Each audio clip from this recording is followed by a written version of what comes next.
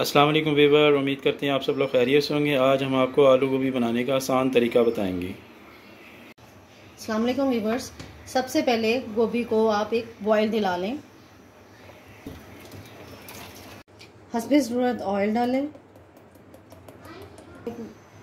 एक बड़ा प्याज हल्का सा फ्राई होने के बाद इसमें 1 टीस्पून लहसुन अदरक पेस्ट डालें। थोड़ा सा भूनने के बाद इसमें एक टमाटर ऐड कर दें। थोड़ा सा पानी ऐड कर दें। Half table spoon salt, half table spoon पिसी लाल मिर्च, हाफ टेबल स्पून कुटी लाल मिर्च, हाफ टी स्पून हल्दी, 1 पिंच पिसे हुए मेथरे। मसाला भुनने के बाद इसमें आलू ऐड करें। 3 से 4 मिनट के बाद इसमें गोभी ऐड कर दें।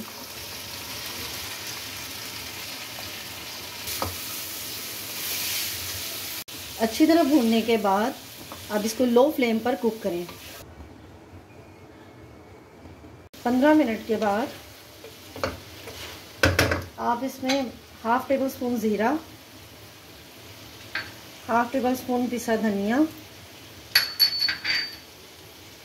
और थोड़े से अदरक के पीस डालकर दम पर लगा दें। थोड़ी देर दम के बाद अब ये बिल्कुल रेडी है।